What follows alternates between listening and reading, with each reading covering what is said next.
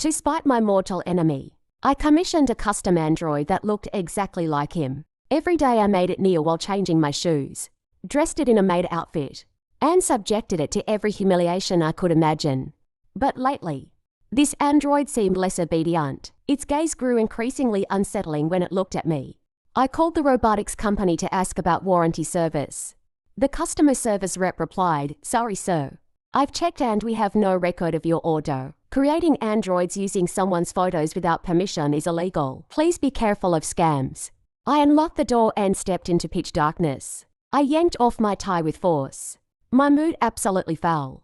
Half an hour ago, the Reed family had successfully completed another project, sending their stock soaring.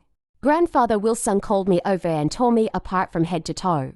The usual, look at Jason Reed's excellent grades since childhood, outstanding character, and now brilliant business sense. The project he just landed has unlimited potential. And you, lazy, worthless, 26 years old and can't manage the company properly. Can't even find a girlfriend. You're going to be the death of me. Blah, blah, blah. Jason Reed's name might as well be tattooed on my body. I've heard it so much since childhood. Jason, that cursed bastard, I muttered under my breath. Suddenly, the lights blazed on. A tall figure stood beside the sofa, staring straight at me. Fuck. My heart jumped to my throat, and I swore out loud. Taking a closer look, I finally relaxed. I'd almost forgotten there was now an android in my house. Looking at that familiar face that made me want to punch it, I gritted my teeth, suppressing the urge to strike, and beckoned with my finger, "Little Jason, come here and change my shoes." The android that looked exactly like Jason Reed lifted its eyes slightly and walked over. That's right, I'd bought a service android that was identical to Jason. Just 2 days ago. No particular reason. Just the thought of that arrogant face serving me every day made everything feel right with the world. Like right now. Little Jason, dressed in a suit, walked up to me and slowly knelt down. I directly lifted my foot and placed it on his shoulder. The black suit immediately showed a footprint. Little Jason looked up, revealing those same deep eyes as Jason's. I shuddered and pulled my foot back.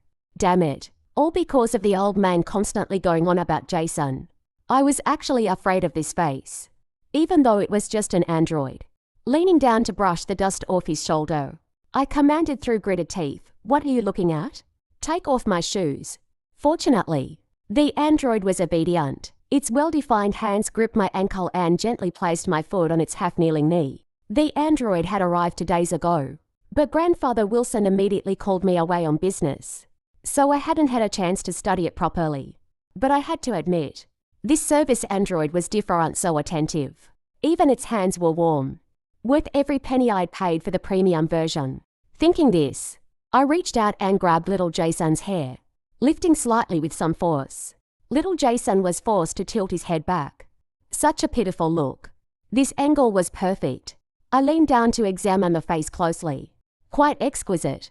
The hair felt realistic to the touch. Those eyes and mouth were like copy and paste. And the skin, the texture was incredible. It even generated heat. With technology this advanced, why were they still handing out flyers in parking garages? My fingers traced from little Jason's eyebrows to his mouth. I was so focused on touching that I only noticed little Jason's dark brown eyes growing increasingly intense when it was too late. Embarrassed, I quickly withdrew the 2 fingers I'd just stuck in his mouth. Naturally, I didn't notice his Adam's apple bobbing. Because of Jason's success, Grandfather Wilson wanted to save face. He dumped several projects on me at once. If I didn't complete them properly, he'd freeze my bank cards. I was furious but helpless, for my car's gas money and the apartment's maintenance fees. I resigned myself to working regular hours every day, exhausted as a dog.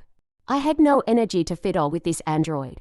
I just had it take off my shoes and sent it away. I went into the bathroom for a bath. After a comfortable sleep, I got ready for work the next day. Little Jason came over without any command to tie my necktie. I tilted my head back. My gaze fell on little Jason's black suit. Oof. Even the android company bought the brand that Jason preferred. Ugly as hell. Next time I'd get him a maid outfit. 本音频由魔音工坊 AI 生成。